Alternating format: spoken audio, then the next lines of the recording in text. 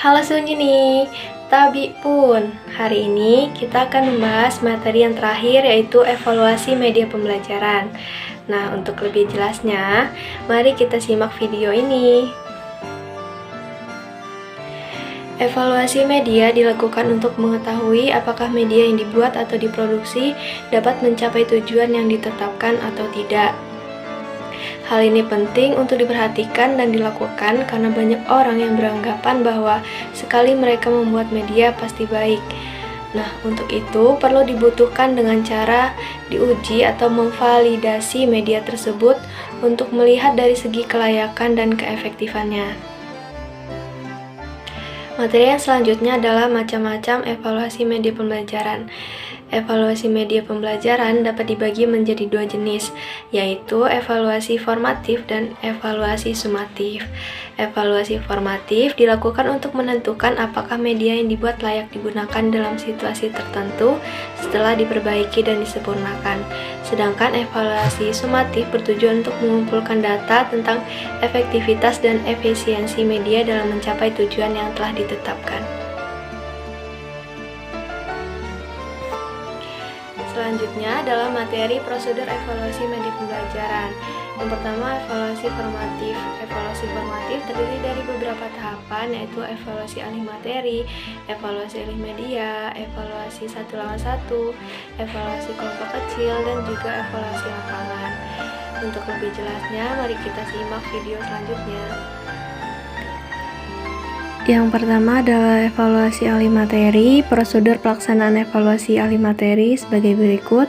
Yang pertama, jelaskan bahwa media tersebut pada tahap formatif dan memerlukan umpan balik dalam hal penyempurnaan materi. Kedua, lakukan wawancara atau berikan angka tertutup dan terbuka untuk masukan perbaikan dalam hal penyempurnaan materi. Ketiga, lakukan analisis terhadap data-data yang terkumpul. Yang kedua, evaluasi ahli media. Prosedur pelaksanaan evaluasi ahli media sebagai berikut. Yang pertama, jelaskan bahwa media tersebut pada tahap formatif dan memerlukan umpan balik dalam hal kelayakan media. Yang kedua, lakukan wawancara atau berikan angket tertutup dan terbuka untuk masukan perbaikan dalam hal kelayakan media. Yang ketiga, lakukan analisis terhadap data-data yang terkumpul. Yang ketiga, evaluasi 1-1. Prosedur evaluasi meliputi langkah-langkah berikut.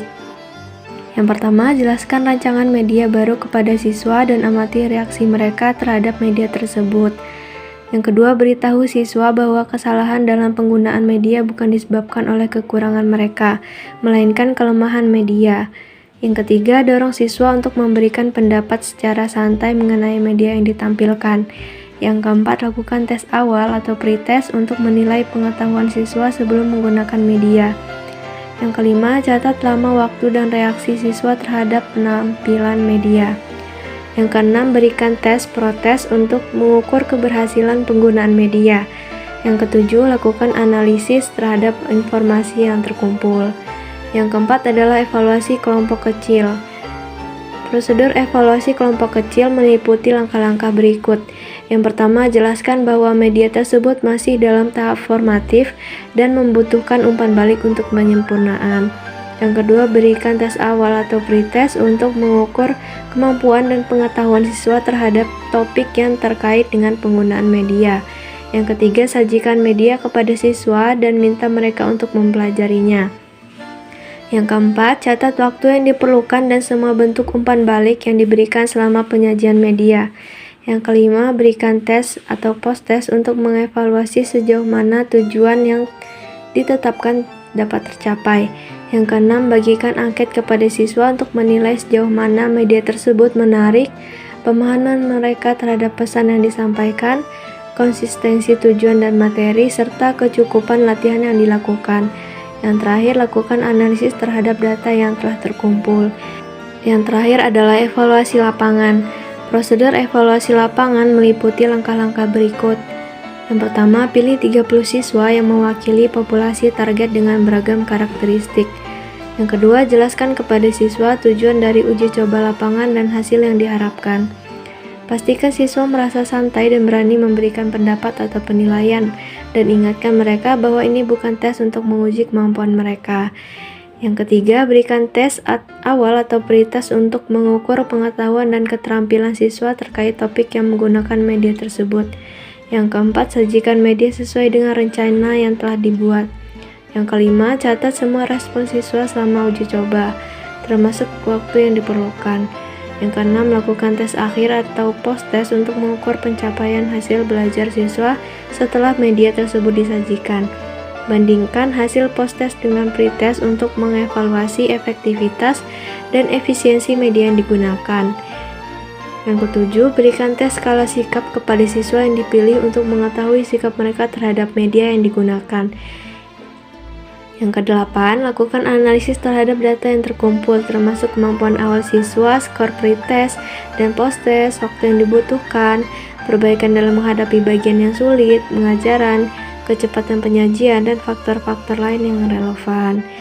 Nah, selain itu, terdapat kriteria yang digunakan untuk mereview media pembelajaran dalam evaluasi formatif, termasuk segi isi materi, segi edukatif, dan juga segi kualitas teknis. Selanjutnya, yang kedua adalah evaluasi sumatif. Evaluasi ini dilakukan dengan memberikan post-test kepada seluruh siswa dalam satu kelas yang mengacu pada indikator pembelajaran dalam silabus dengan standar ketuntasan minimal adalah 75% dari seluruh siswa. Nah, itu tadi materi terakhir yang telah kita bahas mengenai evaluasi media pembelajaran. Untuk itu, jika ada salah kata, mohon dimaafkan. Saya akhiri, wassalamualaikum warahmatullahi wabarakatuh.